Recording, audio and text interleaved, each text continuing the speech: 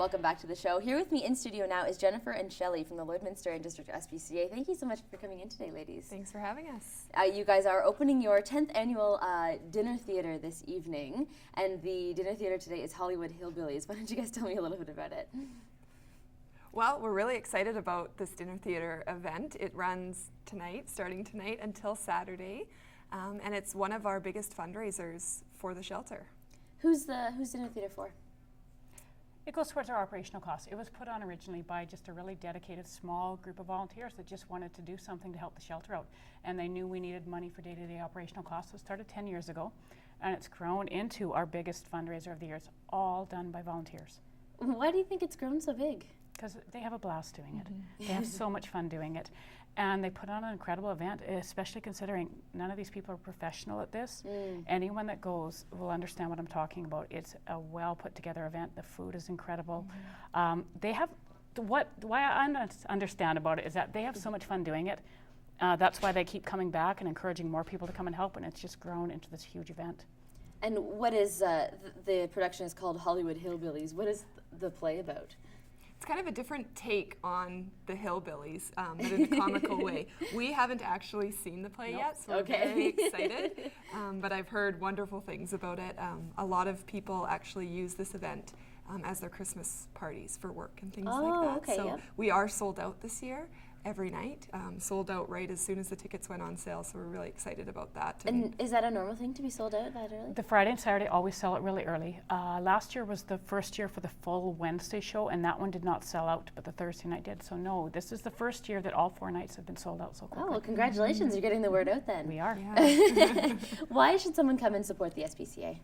We care for the area's neglected, abandoned, unwanted companion animals. If we weren't there, where would they go? You know, I mean, the bottom line is we domesticated these animals. It's our responsibility now to take care of them.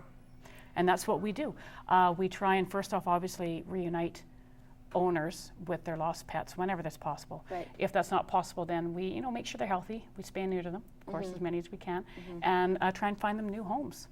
Why do you think it's important to have an SPCA in the community?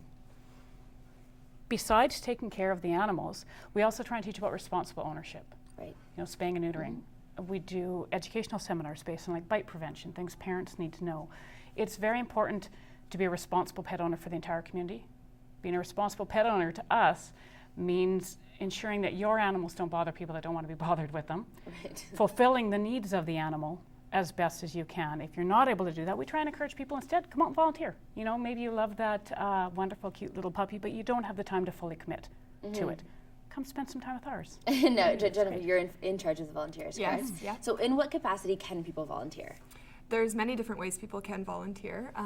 The first way is coming in, working with the animals, taking dogs for a walk, being a cat cuddler, spending some time with the animals. Okay. The other way is through all of our fundraisers throughout the year. So that's anything from barbecues to things like our dinner theater. We use, I mean, the whole event is run by volunteers.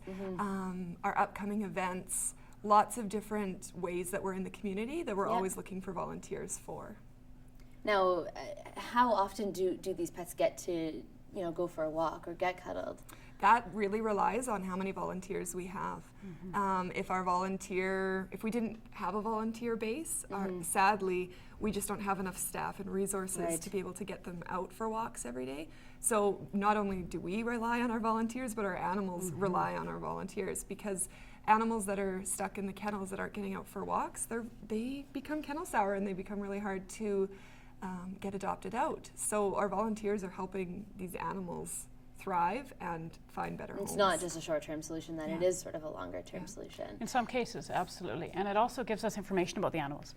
The more time that people spend with them, we can get more information about that animal, so we can match them up with a better home, right? So the more time, you know, we have some cats that maybe aren't real playful. Right. If we don't spend, or if volunteers don't spend time with them, we don't know that. So when that family comes in that wants a really rambunctious, playful kitten for their 3 kids, you know, it helps. So more information we can get about an animal, the better. And another way we do that is through our fostering program as well. That's a more in-depth process. We have an application for that, and people that are interested in fostering animals just need to call the shelter to go through that information. But that's a really great way. If we can get some animals into people's homes, we get to see how they're reacting in homes. Are they potty trained? Are they okay with other dogs and other cats and things like that? And now there's a fairly extensive process just to adopt an animal out of the SPCA as well, right? I mean, you don't just want to give them to any home, correct? Right. Why don't you talk a little bit about that and why that's important to have in place? Anyone that comes into the shelter that wants to look at the animals, there's a questionnaire that they fill out. They do field a lot of questions from us. Our goal in that is just to do the right match. Number one, to find out if a person really is in a position in their life to care for an animal. It's a huge commitment. Right. And then number two, we want to ensure that they get the right match. We're obviously not going to send a dog home to a family that has cats. Maybe the dog isn't so good with cats. Right. Or, to a working family that both adults in the family work long days. Maybe a young puppy isn't the best mix. So that's why we ask a lot of questions. Obviously, spaying and neutering is very important to us, so we need to ensure that they are willing.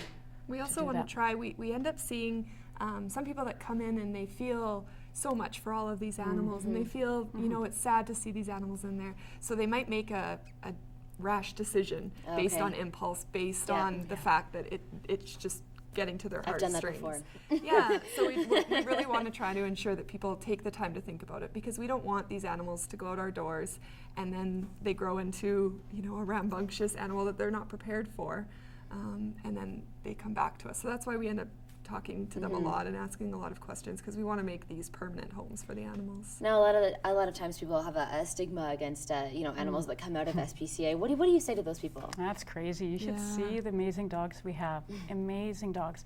The one I happen to be fostering right now, she's a little bloodhound black lab cross. Sweetest, most intelligent little thing. We see some really amazing dogs. Look at Blue, another dog that was just adopted recently. Incredibly dog social, cat social, no sit, shake a paw, lays down, fetches. We see some really incredible animals. Sometimes too, getting a dog that's a little bit older. I mean, we get puppies at the shelter as well, but you can really get to know them. Like with Blue, this was a case of we were able to send him out to a foster home that have 5 cats. A dog. We found out all this great information, and him being an adult, it was easier to really know what he was going to be like, and that helped us match him up with the right family. Just anyone that spends any time with any of our animals can see just how incredible some of them are. Now you guys have the Hollywood Hillbillies running this week. What are some other events that you guys have been coming up in terms of fundraisers? We have our annual Paws and Claws event happening Wednesday, December 15th from 1 to 8 p.m. We're really excited this year. We're actually going to be at Hound Junkie. So it's going to be a wonderful event, and that's an opportunity for people to bring their pets down to Hound Junkie and get their pictures taken with Santa. And there'll be different packages available, different little cards that you can get with the pictures on them. Yeah, so we're really excited for that. We also have another event on the Friday, December 17th, our annual Jail and Bail, and that's where we bring in an announcer, so Kurt Price from Lloyd FM will be in there, as well as TJ Altman.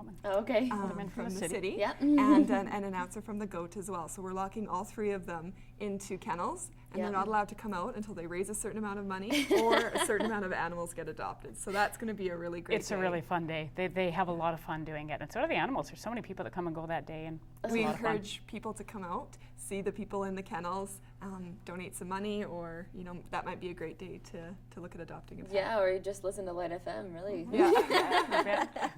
Thank you so much for coming in, ladies. Again, the dinner theater event is Hollywood Hillbillies, and it runs until Saturday.